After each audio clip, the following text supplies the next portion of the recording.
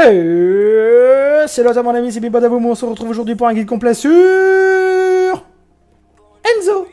Enzo, le personnage toujours aussi cheaté. Eh oui, le fameux Robin des Bois. Alors, Enzo, donc dans ce guide complet, je vais t'expliquer ses techniques, ses dégâts, comment le jouer ou ne pas le jouer. Alors, qui est Enzo? Enzo est un personnage offensif qui joue principalement à l'arc.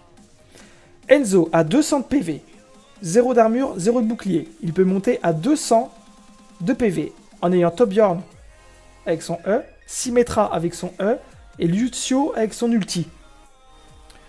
Enzo est très fort contre les cibles à faible mobilité, du genre Deva ou... Voilà, à faible mobilité. Ses faiblesses, il peut facilement se faire abattre par les snipers. Enfin, sniper. Entre parenthèses, meilleur que lui. Donc si t'es meilleur que le sniper, t'as des chances de pas te faire tuer. Alors, son clic gauche, arc tempête. Donc avec arc tempête, tu peux headshot. Ses munitions sont infinies. Ses dommages vont de 29 à 125 selon la distance.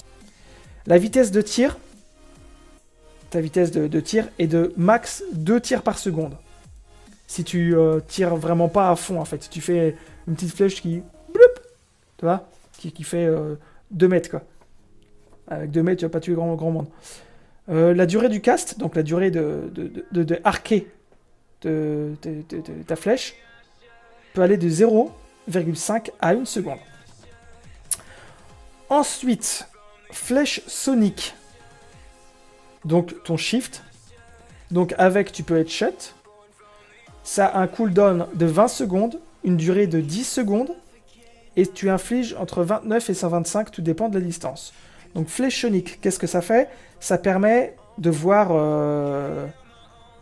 permet de voir les ennemis dans un certain rayon. Ensuite, les 1000 flèches, donc le E. Donc ça a un cooldown de 10 secondes. Tu infliges 75 de dégâts par flèche.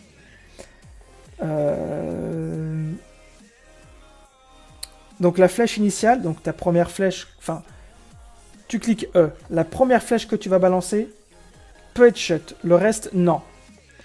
Donc en fait, tu tires une flèche, ça va tirer 5 ou 6 flèches au total, avec ça va faire 3 ou 5 rebonds qui vont infliger 75 de dégâts.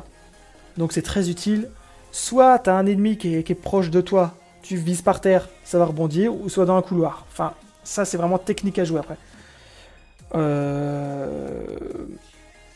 Je vais vous dire son passif avant l'ulti. Donc son passif, c'est qu'il peut escalader sur les murs.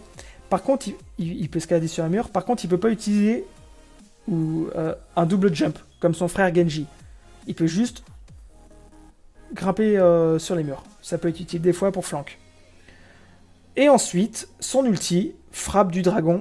Son fameux frappe du dragon, je vais pas vous le faire en japonais, mais qui est vraiment trop stylé. Voilà. C'est vrai que c'est beau. Oh, c'est beau.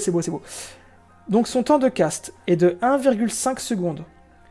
Les dommages sont d'environ 200 par seconde. La largeur, parce que c'est vrai que c'est deux gros dragons, donc sa largeur est de 4 mètres. Le temps de recharge de l'ulti est de 240 secondes, soit 42% par seconde. Alors, comment le jouer et pas le jouer? Si tu sais très bien le jouer, si tu es suffisamment bon, tu feras des très bons dégâts. Sinon, tu seras complètement inutile. Moi, je sais pas le jouer. En team, je suis complètement inutile. Mais vraiment nul à chier. Voilà. Avec les 1000 flèches. Donc ton E. Tu peux tuer énormément de personnes si elles touchent plusieurs fois. Bien sûr, s'ils sont paquets, là, tu peux faire très mal. Abuse de ta flèche sonique. Quand tu l'as, boum, tu spams. Bien sûr, tu spams là où l'ennemi devrait être. Et ça aidera grandement ton équipe à voir où pourrait être l'ennemi. Alors son ulti, c'est vrai que son ulti, il est assez stylé, il est impressionnant, mais il n'inflige pas tant de dégâts que ça, contrairement à d'autres. À moins que l'ennemi soit vraiment soit paqué, enfin que la team adverse soit vraiment paquée ou mal positionnée. Donc, n'hésite pas à en abuser tant que... N'hésite pas à en abuser.